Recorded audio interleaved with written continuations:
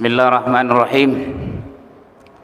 Assalamualaikum warahmatullahi wabarakatuh. Innal hamdalillah salatu wassalamu ala Rasulillah la haula wala quwata illa billah. Allahumma shalli ala sayyidina Muhammad. Allahumma shalli wa sallim wa barik alaihi. As-saimin, as-saimat, Bapak Ibu sekalian, sambil kita mengaji sejenak, kita niatkan kita i'tikaf di masjid ini. Bismillahirrahmanirrahim. Nawaitu i'tikaf lillahi ta'ala. Semoga kita mendapatkan amal ibadah yang lebih besar di sisi Allah Subhanahu wa taala. Amin ya Allah ya rabbal alamin. Baik Bapak Ibu sekalian, pada kesempatan yang singkat ini saya ingin menyampaikan satu topik, bagaimana kita belajar ikhlas. Seingat saya dulu saya beberapa kali ceramah di kantor pajak ini. Jadi setelah ini dibangun Pak Ratno pindah ke gedung sebelah sana gitu ya.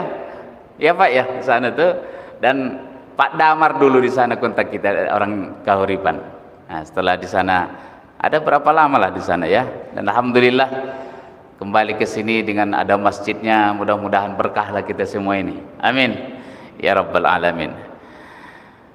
Saya di Universitas Ibnu Khaldun, muridnya Pak Kiai Didin, dan alhamdulillah bisa bersama-sama. Dan saya juga tetangganya Pak Ratno gitu ya, tetangga Pak Ratno di Telaga Kahuripan. Kami sama-sama ngurus Masjid Raya Telaga Kahuripan di sana. Jadi kalau Bapak Ibu sekalian lewat di Kahuripan, masuklah ke dalam. Ada masjid raya yang besar, Masjid Raya Telaga Kahuripan. Nah, Menteri Keuangannya beliau itu. Nah, gitu. Jadi bendara umumnya beliau lah di sana ya. Topik-topik atau potongan-potongan ceramah saya itu nanti Bapak Ibu silakan dibuka di YouTube saya itu Pak. Itu YouTube-nya ya, Habib Tanjung. Jangan lupa subscribe, share and subscribe gitu ya, supaya meluas dakwahnya gitu.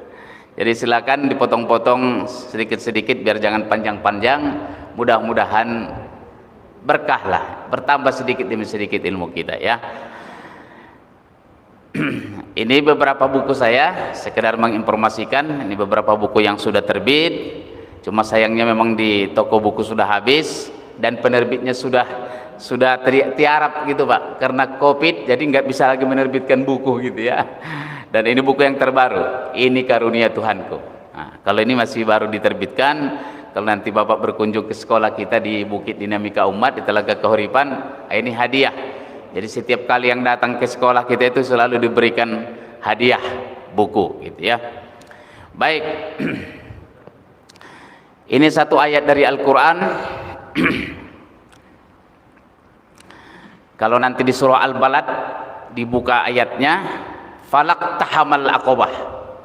Kenapa tidak kau pilih jalan mendaki? Itu pertanyaannya, falak tahamal aqobah. Kenapa tak kau pilih jalan mendaki? Kalau ada jalan mendaki, ada jalan mendatar, ada jalan menurun, kira-kira kita pilihnya jalan yang mana Pak? Mendaki, mendatar atau menurun? Menurun. Gitu. Kecenderungan kita memilih yang mudah. Itu kan kecenderungan kita manusia ini Pak. Jadi makanya ditanya di sini, falak tahamal aqobah, kenapa tak kau pilih saja jalan yang mendaki? Karena tak banyak orang yang mau memilih jalan mendaki, banyaknya pengen jalan menurun, yang enak-enak. Yang sulit-sulit tak mau kita. Selalu kita minta yang mudah-mudah, yang enak-enak saja. Kalau yang sulit tak mau kita. Pokoknya kalau bisa ya Allah, jangan berikan kesulitan, mudahkan semuanya. Tapi ditantang di sini Pak, falak tahamal aqobah. Kenapa tak kau pilih jalan mendaki? Fakku raqabah. Memerdekakan budak kalau dulu. Kalau sekarang ada orang yang teraniaya, yang tidak mendapatkan hak dari kehidupannya, mampu kita keluarkan dia dari persoalan hidupnya, itu jalan mendaki. Menolong orang yang susah dan terjepit itu luar biasa. Nah itu jalan mendaki Pak. Fakku raqabah au it'amun fi yaumin dzi masghobah. Di surah Al-Balad ini ya Pak. Gitu. Yang kedua jalan mendaki itu apa? Memberi makan pada hari kelaparan. Wah, kalau kita sekarang bukan kelaparan Pak, tapi lapar. Lapar pun di ruangan ber-AC-nya kita. Ya kan, lapar pun di ruangan ber-AC kita. Saya tadi lewat dari Kahuripan, dari Parung, ada pekerja di pinggir jalan itu. Alamak, kalau puasalah mereka ini, pantaslah mereka duluan masuk surga gitu Pak, dari kita itu. Kita di mobil pun pakai AC-nya, sampai ke kantor pun pakai AC. Tak sempatnya kita rasain teriknya matahari itu. Kalau mereka puasa itu, pantaslah mereka masuk surga itu Pak. Kalau kita kayaknya, apalagi saya ini, pinggir-pinggirnya dapat pun udah syukur lah ini, gitu ya. Mudah-mudahan saja kita masuk surga, amin. Jadi memberi makan dari kelaparan. Mungkin di kita sini tak lapar orang, tapi banyak di tempat yang lain saudara kita lapar. Salah satu kita disuruh puasa ini Pak, supaya kita merasakan gimana perihnya lapar. Tapi kalau mereka yang miskin itu pasti lebih tinggi kelaparannya, karena sahur mereka juga sedikit makannya kan, tak ada gizinya. Kalau kita udah makan nambah 2 mangkok, 2 piring kita nambah, ikannya juga ada, teh manisnya ada, makan suplemen pula lagi kan. Sudah mau imsak, masih 2 gelas lagi kita mainkan. Alah, gitu ya. Jadi au itu amun fi yaumin dzi masghaba au yatiman. Ini Pak, yatim nih. Ternyata menolong yatim itu jalan mendaki. Makanya saya tulis salah satu buku saya itu Pak, judulnya Mendaki Jalan Kemuliaan. Mendaki Jalan Kemuliaan, salah satu tadi buku saya itu Pak, yang kuning ini, yang di bawah itu yang kuning, itu mendaki jalan kemuliaan. Isinya ini,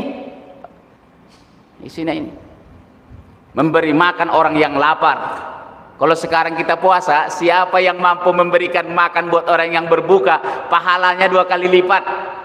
Tapi jangan sampai nggak puasa kan, dapat pahala 2 kali orang berpuasa. Kalau begitu tak usah puasaku, ku kasih aja makan orang-orang yang berpuasa. Itu salah-salah kali namanya itu, ngakal-ngakalin itu namanya kan, nggak bisa macam itu. Jadi memberi makan orang yang lapar dan orang yatim yang kerabat. Au yatiman dza maqrabah. Bapak Ibu sekalian, saya ingatkan yang ini. Di yayasan kita di Dinamika Umat itu ada 60 orang yatim duafa tinggal di asrama. Tapi di sini disebutkannya Pak, yatiman dza maqrabah. Orang miskin yang ada kaitan kerabat. Jadi dahulukan yatim kita yang ada kaum kerabatnya dengan kita. Jangan dulukan yatim yang tak ada kerabatnya. Ya Pak ya, ponakan, sepupu, anaknya kakak, anaknya adik, semua pokoknya masih ada kerabat. Kerabat itu artinya dekat dan ada hubungan darah. Itu namanya kerabat Pak.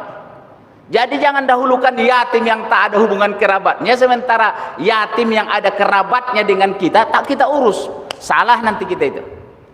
Jadi dahulukan yatiman dza maqrabah au miskinan dza matrabah. Di situ Pak. Dan kepada orang miskin yang sangat fakir. Nah, inilah inti awal yang kita bangun dari judul kita yang hari ini, belajar ikhlas dalam beribadah.